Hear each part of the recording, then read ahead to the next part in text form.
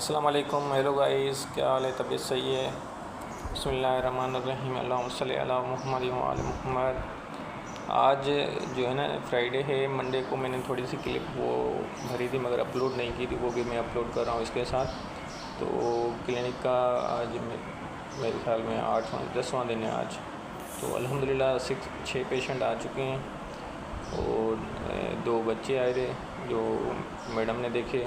बच्चों की डॉक्टर हमारे पास है, मैडम है, तो बच्चे वो देखती है, भाई बड़े और ईएनटी के पेशेंट मैं देखता हूँ। तो अल्हम्दुलिल्लाह आज हमारी क्लिनिक पे जो है ना एक और बंदा हमने हायर किया है, उसका नाम जाफ़र है। वो आईवी एक्सपर्ट है, मीन्स नर्सिंग का उसका कोर्स किया हुआ है, डिस्पेंसरी का और लैब का कोर्स भी किया हुआ है, ओटी टेक्नीशियन का कोर्स भी किया हुआ है उसने। बच्चा बहुत काबिल है। इंशाल्लाह आज शाम को उससे आपकी मुलाकात करवाऊँगा।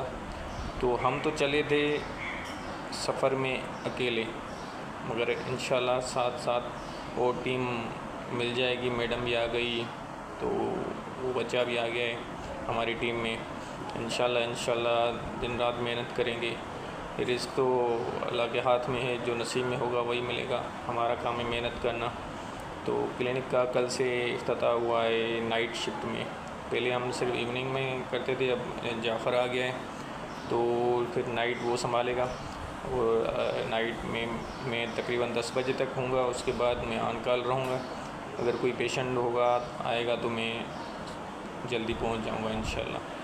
तो इंशाल्लाह हम पूरी कोशिश करेंगे कि पूरा टाइम दें पेशेंट्स को और कोई पेशेंट जो है ना कंप्लेन न करे। जो हमारे हाथ में है हम करेंगे इंशाल्लाह। हम तो चाहते हैं कि पेशेंट का पेन तकलीफ़ जो कंप्लेन है वो जल्दी ठीक हो जाए। शफ़ा अल्लाह के हाथ में।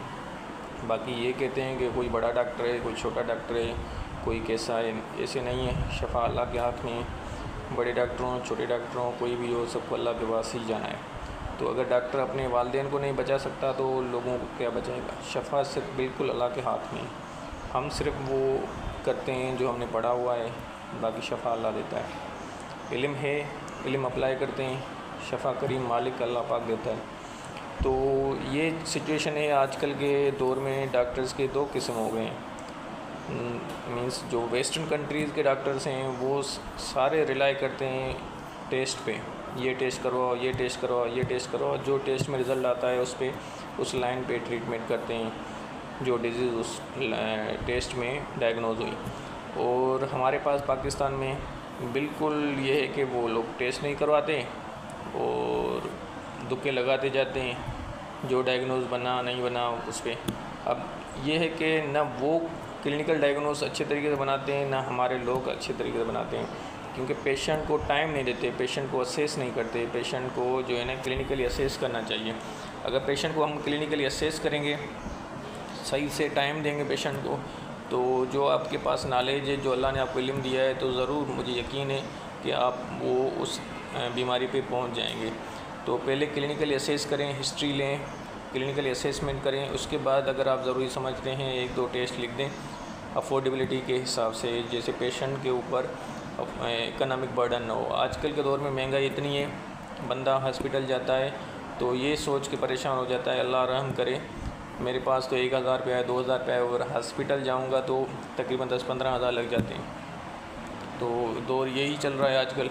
मगर ये है कि हमें ख़ुद को जो है ना डॉक्टर्स को या डॉक्टर्स की कम्युनिटी को, हेल्थ वर्कर्स को ये एहसास करना चाहिए हम जिस कुर्सी पे बैठे हुए हैं, जिस शोबे में बैठे हुए हैं, उस पर अल्लाह का नाम लेके बिस्मिल्लाहिर्रहमानिर्रहीम पढ़ के हिस्ट्री लें, क्लिनिकल एग्जामिनेशन पेशेंट का सारा करें, हेड टू टो एग्जामिन करें। अगर उसमें कोई क्लू मिलता है उस हिसाब से आप जो है ना फिर 1-2 टेस्ट लिखें कंफर्म करने के लिए डायग्नोसिस, अगर पेशेंट अफोर्डेबल है। अगर नहीं है तो अपने क्लिनिकल डायग्नोसिस के हिसाब से जो अपने माइंड में जो रखें 1-2 डायग्नोसिस, उस हिसाब से उस लाइन पे आप ट्रीट करें, तो इंशाल्लाह अल्लाह पाक शफा ज़रूर देगा। यह है कि काफ़ी लोग ऐसे करते हैं कि नहीं भाई आप पेशेंट आया है और आपने थोड़ा सा बस पूछा, उसके बाद 2 एंटीबायोटिक इंजेक्शन लगा दिए, 1 डेकार्टन इंजेक्शन लगा दिया और उसके बाद पेशेंट को कहा भाई ये दवाई है। तो पेशेंट को आर्जी तौर पे डेकार्टन की वजह से, एंटीबायोटिक वजह से 1-2 दिन रिलीफ मिलेगा, मगर उसका प्रॉपर जो बीमारी का जो जड़ है वो ख़त्म नहीं होता। और 2 दिन बाद दोबारा पेशेंट कंप्लेंट करेगा मुझे यही तकलीफ़ दोबारा हो गई है, क्या करूँ। तो प्रॉपर डायग्नोसिस के लिए अपने प्रॉपर एंटीबायोटिक, या अगर वायरल इन्फेक्शन है तो उसको असेस करना है, अगर बैक्टीरियल है तो उसको असेस करना है, उसी लाइन पे ट्रीटमेंट करना है जैसे पेशेंट को कोई नुकसान ना हो।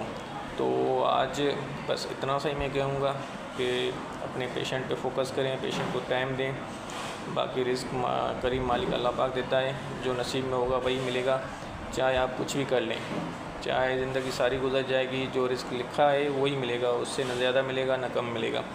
बाकी नसीब की बात है, अल्लाह मालिक है। तो मेहनत करते रहें, नीयत साफ़ रखें, तो इंशाल्लाह बिल्कुल आसानी पैदा होगी मरीज़ों के लिए भी, आपके लिए भी।